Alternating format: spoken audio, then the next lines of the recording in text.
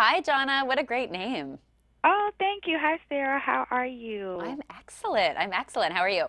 I'm great. Thank you so much for taking the time to talk to me and what I like to call my listeners, the Not to Be Glam fam, or my watchers too.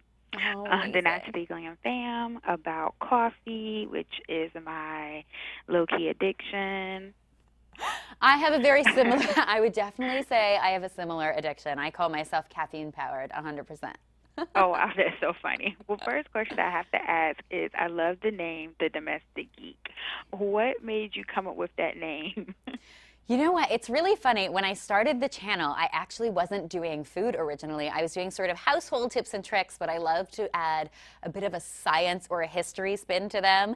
So that was the idea. It was the domestic meaning home and geek meaning a lover of all things science and history. So that's where the name comes from. Oh, that's really cool. So I'm And I sure am that a this bit of a geek by nature, for sure. I'm a bit of a geek too.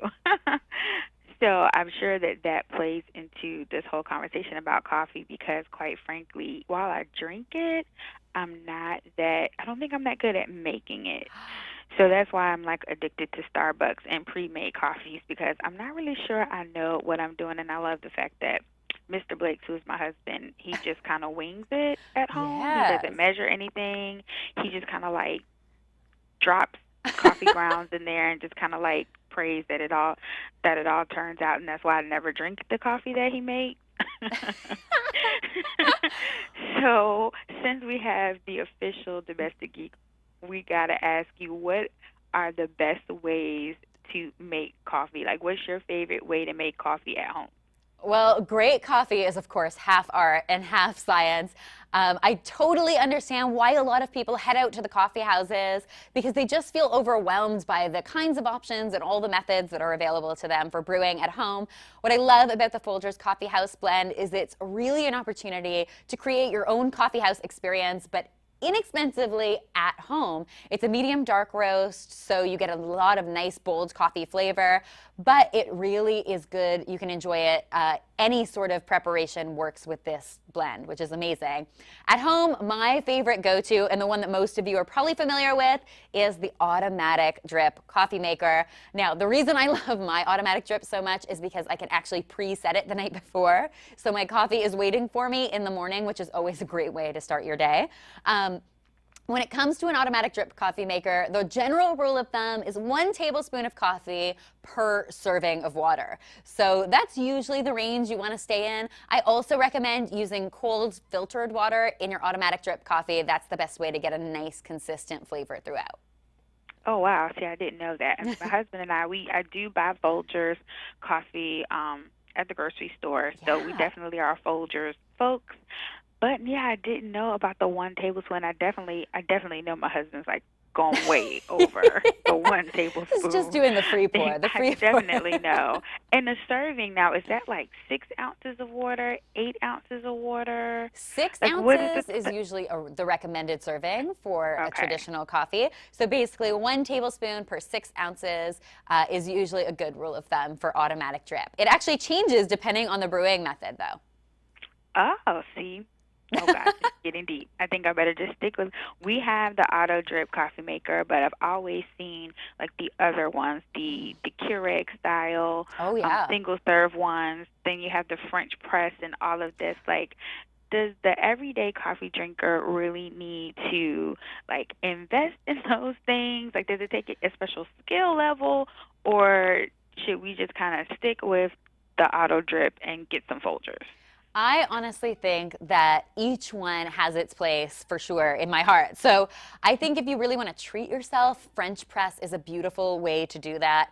I really like to do French press on the weekend when I've got a little bit of extra time. Brewing it, for some reason, just makes such a special, it makes it a special experience, and the coffee really comes out beautifully. When you're using a French press, the rule of thumb is about 6 tablespoons of coffee to 4 cups of water. That's the general rule. And then what you want to do is you don't rush it. That's the mistake a lot of people make with the French press. You have to give it time to become beautiful. So basically what you want to do is start with 1 cup of almost boiling water and let that steep for about a minute, and then you add the rest of your water. That's how you're gonna get the best flavor. And you basically let it steep for about 6 minutes before you plunge it and then you pour it, and it's a really beautiful coffee experience. Pour over, if you're a hot coffee drinker, is also a great option. I like this option if you're drinking single serve. So I like to start my day with an entire pot of coffee, but then, later in the afternoon, if I need to pick me up, pour over is a great option. I'm sure you've probably heard iced coffee is all the rage right now. There's 2 ways to make that. So you can either do traditional iced coffee is brewed in an automatic drip coffee maker and then cooled in the fridge. If you're doing that method, I always recommend making coffee ice cubes. So coffee ice cubes and then your cold coffee mixed together. Basically, you're not watering down your iced coffee with regular ice cubes, so that's a great tip. The one that is a great tip. that is all the rage right now, though, and the coffee houses are charging like $5 plus for them, is the cold brew coffee. Have you heard of this? Oh, yes. Yes, I have. I was like, that is my next question. Like, what? I'm drinking cold brew coffee. I have no idea why. I saw it. It sounded cool. I'm like, I'm buying that because I just want to drink it cold, because a lot of times I'm drinking coffee, like, when I'm, traveling, and so like waiting for it to cool down before I can actually drink it so it can wake me up is not going to work. I need to be able to drink it. Like, as soon as they hand it to me, I need to be able to start drinking it. So I was getting like iced coffee, and then I started getting the cold brew, but I have no idea what cold brew coffee is. A couple of amazing things about cold brew. First of all, it's got slightly more caffeine in it because of how it's brewed. So if you're looking for a real pick-me-up, it could become your go-to. Cold brew is actually really easy to make at home, and people don't even realize it. This is a cold brewer, but you could also do this just as easily in a mason jar. So it's super accessible for everyone. I like to start with 1 cup of Folgers Coffee House blend in the bottom of my cold brewer, like that. And then what you do is you actually add 5 cups of water. Now, if you want to get real fancy, you can do it in one of these in a nice circular motion, or you can just pour it all in. The idea behind cold brew is you're actually using cold water instead of hot, but what you end up doing is using time instead of heat to extract the flavor from the grounds. So basically, once you've filled your cold brewer, you pop that in the refrigerator for 12 to 24 hours.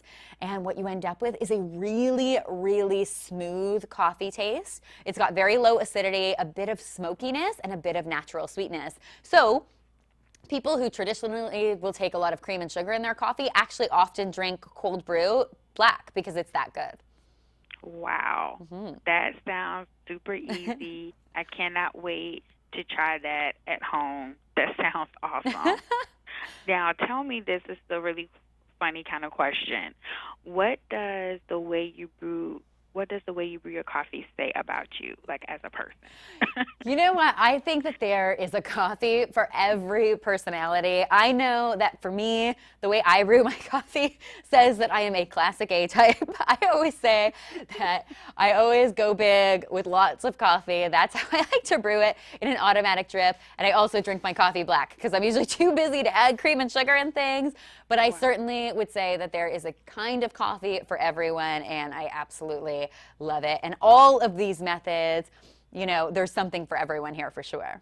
Oh my gosh, no, I am a person who likes coffee with her sugar and cream. I don't know what that says about me, but I'm definitely that person. But I have actually drank black coffee at one time just to try it out, just to see if I could stand it. And I added honey instead of sugar, and I kind of liked it. Honey is really good in coffee. People don't realize. The other thing you can try is maple syrup is also very good. And what you get is you get the sweetness, but also the flavor. Super yummy. Oh, that's a great idea.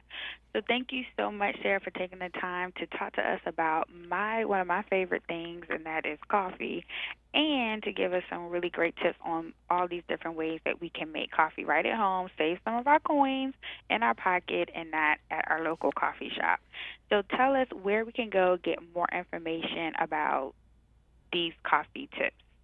So we've created a really amazing Folgers Coffee House at Home guide, so you can get all of the great information there. It's available at folgerscoffee.com.